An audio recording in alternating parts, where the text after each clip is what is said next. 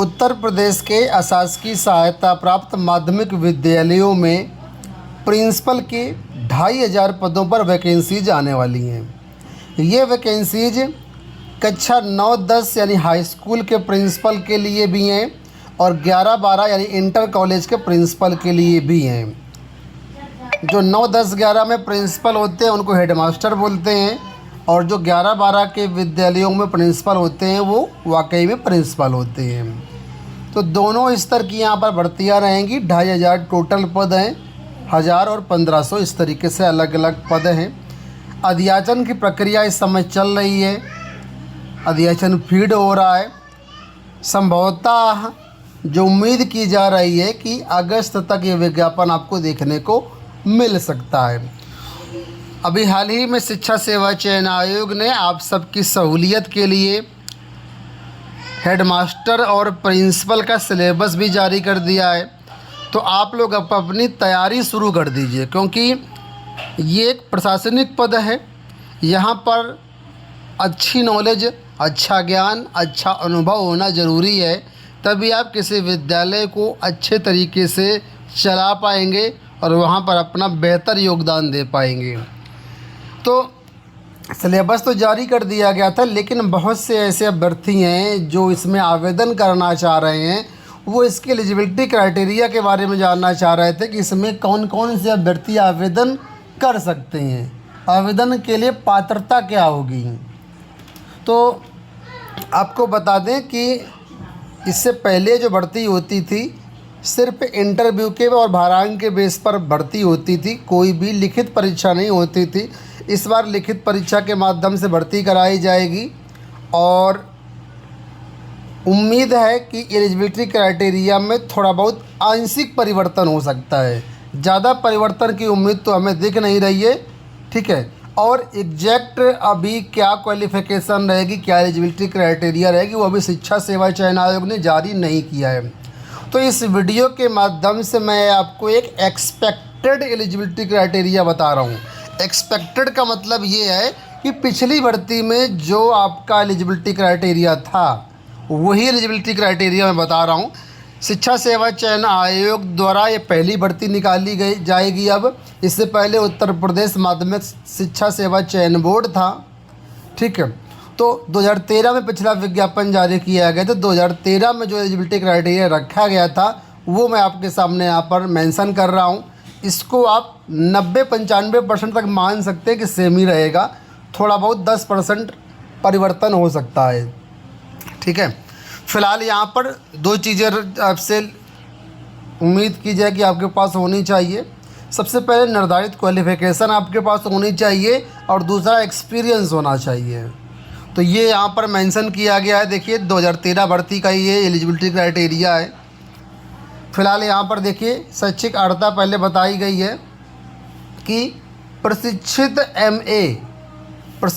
MA का मतलब आप समझते होंगे एमए और बीएड, ठीक है, या एमएससी या एमकॉम या एमएससी कृषि, इन सब के साथ प्रशिक्षित लगा हुआ है। यानी एमए, एमएससी, एमकॉम में कुछ भी आपने किया हुआ है और बीएड किया हुआ है या इसके समकक्ष कोई स्नातकोत्तर उपाधि आपने लिया हुआ है, ठीक है, या अन्य कोई उपाधि के साथ 4 वर्ष का शिक्षण अनुभव है, तो आप एलिजिबल हो जाएंगे, ठीक है।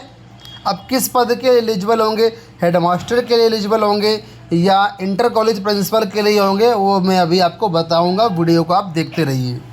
दूसरा जो क्राइटेरिया अगर आपके पास ये ऊपर वाला नहीं है तो अथवा में नीचे दिया गया है, किसी मान्यता प्राप्त इंटरमीडिएट संस्था में प्रवक्ता पद पर 10 वर्ष के शिक्षण अनुभव के साथ प्रथम या द्वितीय श्रेणी की स्नातकोत्तर उपाधि या प्रवक्ता वेतन क्रम में 15 वर्ष के शिक्षण अनुभव के साथ तृतीय श्रेणी में स्नातकोत्तर उपाधि। तो इसका मतलब दोस्तों यहाँ पर यह है, किसी मान्यता प्राप्त इंटरमीडिएट संस्था में अगर आपने प्रवक्ता पद पर काम किया है और 10 वर्ष का शिक्षण अनुभव आपके पास है, इसके साथ ही जो आपका मास्टर डिग्री है उसमें आपने 2nd डिवीज़न से पास किया हुआ है या 1st डिवीज़न से पास किया हुआ है, तो आप एलिजिबल हैं। लेकिन अगर आप प्रवक्ता पद पर कार्यरत हैं लेकिन आपका जो मास्टर डिग्री में मार्क्स हैं उसमें आपने तृतीय श्रेणी लिया हुआ है, थर्ड डिवीज़न है, तो फिर 15 साल का आपका अनुभव माना जाएगा। ठीक है। अब तीसरा बोला गया है विज्ञापन में प्रशिक्षित स्नातकोत्तर डिप्लोमाधारी जिसने डिप्लोमा पाठ्यक्रम प्रथम या द्वितीय श्रेणी में उत्तीर्ण किया है तथा मान्यता प्राप्त संस्था में डिप्लोमा पाठ्यक्रम उत्तीर्ण करने के पश्चात 15-20 वर्ष की प्रशंसनीय सेवा की है तो वो भी अभ्यर्थी एलिजिबल होंगे। ठीक है। ये डिप्लोमाधारियों के लिए है, जो प्रशिक्षित स्नातकोत्तर डिप्लोमाधारी हैं उनके लिए। यहाँ पर देखिए कहीं पर ये नहीं बोला गया है कि आप उत्तर प्रदेश के किसी विद्यालय में होने चाहिए या सीबीएसई स्कूल होना चाहिए या अन्य कोई बोर्ड का स्कूल हो। यहाँ पर सिंपल सा बोला किसी भी मान्यता प्राप्त इंटरमीडिएट संस्था में प्रवक्ता पद पर, तो मान्यता प्राप्त होना ज़रूरी है। ठीक है। अब आगे देखिए शिक्षण अनुभव की बात करते हैं। तो शिक्षण अनुभव के आधार पर आप डिसाइड होंगे कि आप 9-10 के लिए एलिजिबल हैं, यानी हाई स्कूल के लिए, इंटरमीडिएट कॉलेज के लिए। सबसे पहले बोला गया है इंटरमीडिएट हाई स्कूल स्तर के लिए, जिसको हेडमास्टर बोलते हैं। तो इसके लिए बोला गया है मान्यता प्राप्त जूनियर हाई स्कूल में प्रधानाध्यापक पद के रूप में अगर आपने काम किया है तो आप एलिजिबल है शिक्षण अनुभव, यानी कि जो जूनियर हाई स्कूल होते हैं वहाँ पर अगर आपने काम किया प्रधानाध्यापक के रूप में तो आप एलिजिबल हैं। या फिर हाई स्कूल और इंटरमीडिएट कॉलेज में प्रशिक्षित स्नातक वेतन क्रम में कम से कम 4 वर्ष का शिक्षण अनुभव है, यानी कि अगर आप टीजीटी हैं, ठीक है, ट्रेंड ग्रेजुएट टीचर या एलटी ग्रेड टीचर हैं और 4 वर्ष का टीचिंग एक्सपीरियंस आपका हो चुका है तो आप 9-10 के लिए एलिजिबल हैं, 9-10 के लिए एलिजिबल हैं। लेकिन ध्यान रखना ऊपर एलिजिबिलिटी क्राइटेरिया में क्या बोला गया था, प्रशिक्षित एमए या एमएससी या एमकॉम आपका होना चाहिए। तो मास्टर डिग्री होगा तभी आप प्रिंसिपल के पद पर जा पाओगे। आप सोच रहे हो केवल ग्रेजुएशन आपने किया हुआ है और टीजीटी के रूप में आप वर्किंग है तो फिर फॉर्म नहीं भर पाओगे, ये चीज़ समझना। आप एलिजिबिलिटी क्राइटेरिया में कहीं पर भी ग्रेजुएशन की बात नहीं की गई, देखिए, है ना, प्रशिक्षित एमए एमएससी एमकॉम हो, ये बात की गई है। तो मास्टर डिग्री होना ज़रूरी है।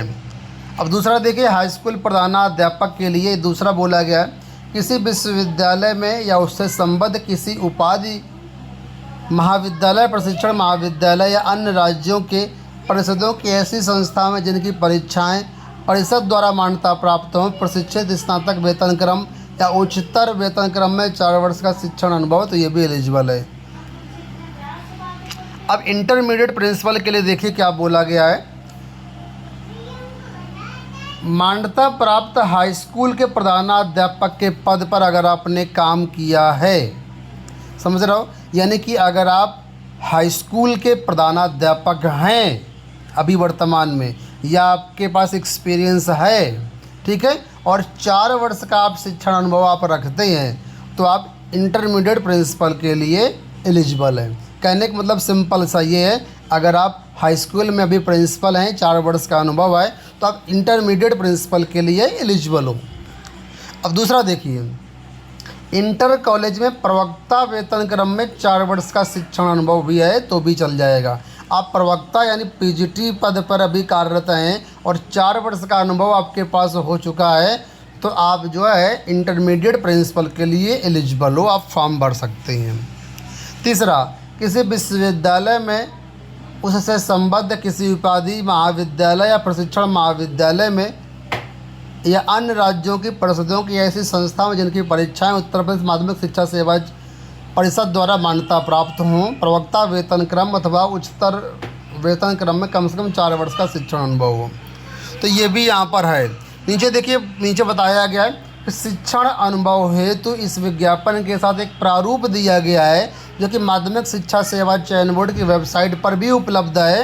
हालांकि वेबसाइट तो अब बंद हो चुकी है, अब शिक्षा सेवा चयन आयोग आ चुका है, ठीक है, तो जिस पर आवेदक को सुस्पष्ट प्रविष्टिकरण संबंधित अधिकारियों से प्रति हस्ताक्षरित करा करके आवेदन पत्र के साथ संलग्न करना अनिवार्य है।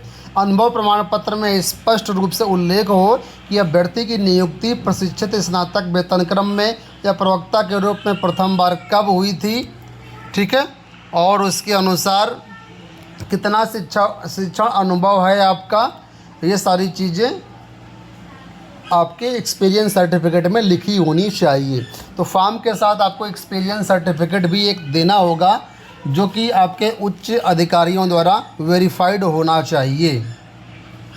अब जो कुछ जनरल क्राइटेरिया है, जैसे कि बोला गया है कि अभ्यर्थी भारत का नागरिक होगा तो एलिजिबल है, तिब्बती शरणार्थी हो जिसने 1962 के पूर्व भारत आया तो भी एलिजिबल है, और भी कुछ क्वालिफिकेशन। तो ये जनरल क्राइटेरिया जो सबके पास होगी, यानी कि पूरे ऑल ओवर इंडिया के सभी छात्र यहाँ पर एलिजिबल हैं, कोई दिक्कत नहीं है।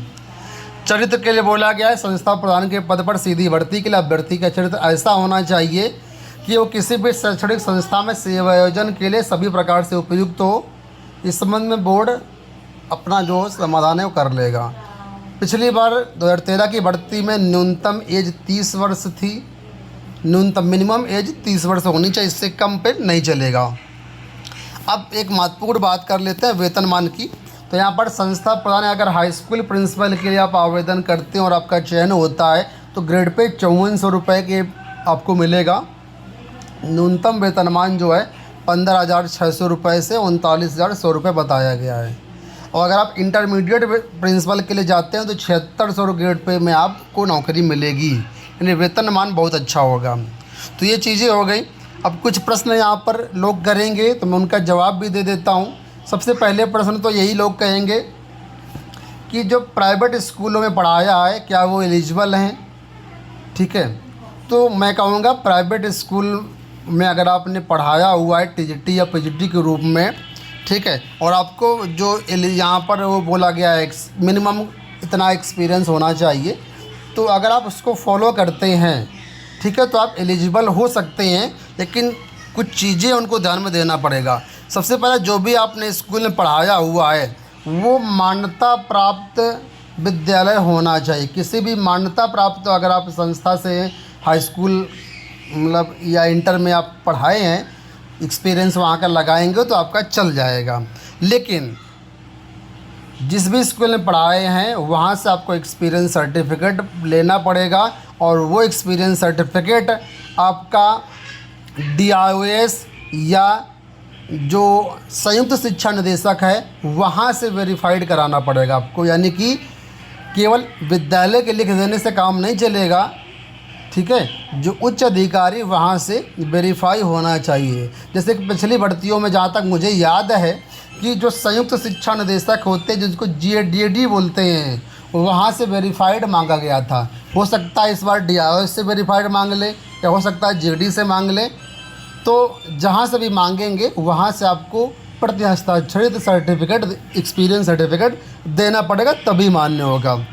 और ये फॉर्म के साथ ही आपको पिछली बार मांगा गया था, इस बार हो सकता है बाद में मांगे, या जो भी प्रक्रिया होगी आपको जो है बता दिया जाएगा। आप चैनल पर बने रहना, तो जैसे ही नोटिफिकेशन आएगा जो भी चीज़ें होंगी चैनल के माध्यम से हम अब तक शेयर करते रहेंगे। चैनल को सब्सक्राइब कर लेना, और डिस्क्रिप्शन बॉक्स में हमारे व्हाट्सअप चैनल का लिंक और टेलीग्राम चैनल का लिंक दिया गया है, वहाँ पर भी ज़रूर जुड़ जाना। तो उम्मीद करूँगा वीडियो पसंद आया होगा, ठीक है। और कोई क्वेरी है तो कमेंट बॉक्स में आप लोग पूछना। इस वीडियो में इतना ही, धन्यवाद। अगर आप सिलेबस वगैरह देखना चाहो तो उसका अलग से वीडियो है, और मैं डिस्क्रिप्शन बॉक्स में पिंड कमेंट में सिलेबस वाला वीडियो आपको दे दूँगा, देख लेना आप।